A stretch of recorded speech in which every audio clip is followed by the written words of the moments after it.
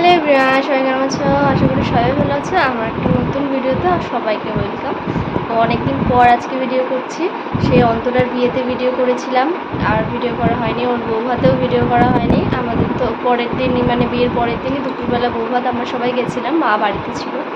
তো আয়োজন ভীষণ ভালো ছিল, খুব ভালো। ও শ্বশুরবাড়ির সবাই ভালো।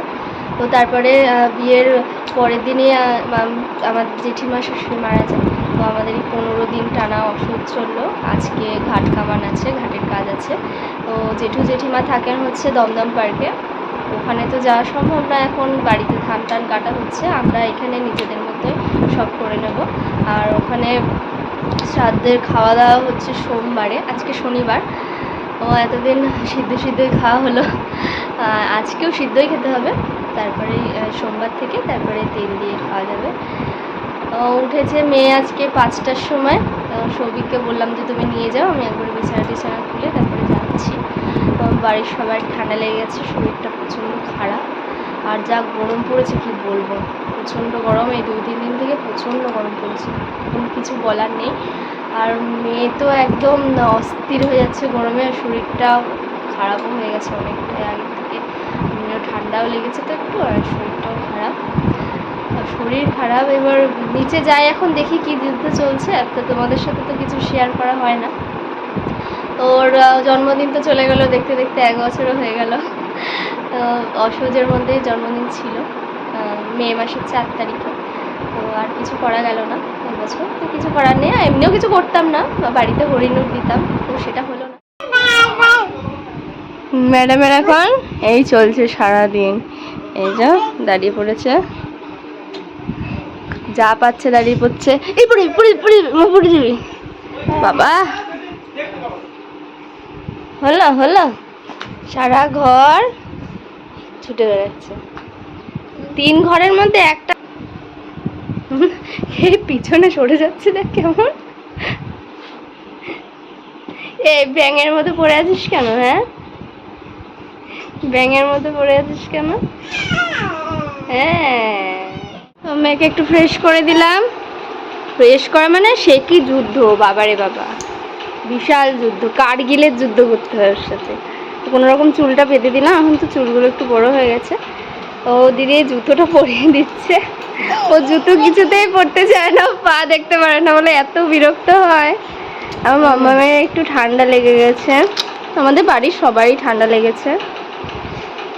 শরীরটা একটুখানি খারাপ ছিল কালকের থেকে একটু ঠিক আছে। ওষুধ নিয়ে এসেছি, ডাক্তার দেখাতে গেছিলাম। তো বাবা কি গো, প্যাক জুতো নাকি? হ্যাঁ, প্যাক জুতো। হাতে করো, হাঁটবেই না জুতোটা পরিয়ে দিলে। পাটা দেখতে পারে না বলে ওর অস্বস্তি হয়। তো একটু ঘুরে আসলো মায়ের সাথে, সে এখন একটু ঘুমালো। আর আমার এই যে পাহাড় পড়ে আছে মেয়ের, এগুলো সব গুছাতে হবে, কালকের থেকে পড়ে আছে। জমিতে ধান কাটা হচ্ছে। এই যে সামনেই একটা জমি আছে, ওই জমিতে কাটা হচ্ছে। আর মেয়ে ঘুম থেকে উঠে গেছে, সবিক নিয়ে যাচ্ছে ওকে। বললাম যে আমিও যাব। ওই যে যাচ্ছে আর বাবার সাথে। চলো দেখে আসি, ধান কাটছে।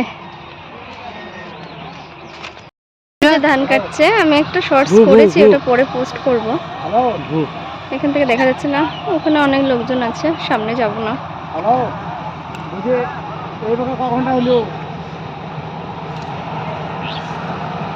এদিক থেকে দেখা যাবে, আসবে এতটা।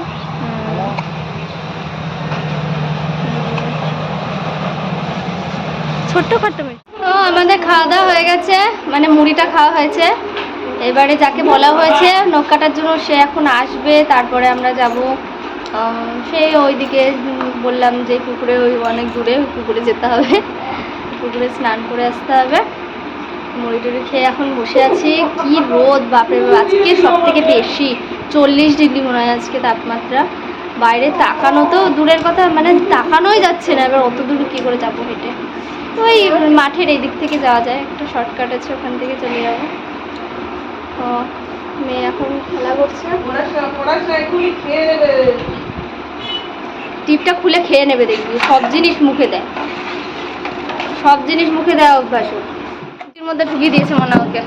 বালতিটা নিয়ে টানাটানি করছে, বালতির মধ্যে ঢুকে দিয়েছে।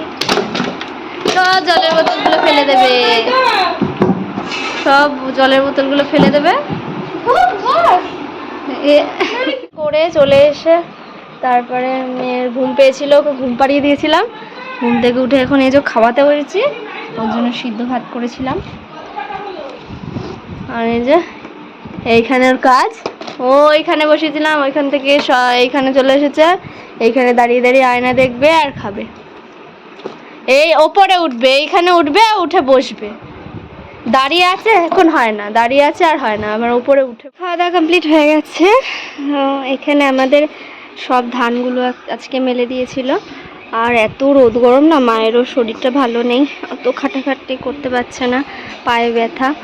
আর তাই জন্য এই যে বলেছিল দুজনকে, এদের নিয়ে এসছে, মানে ফোন করেছিল আর কি।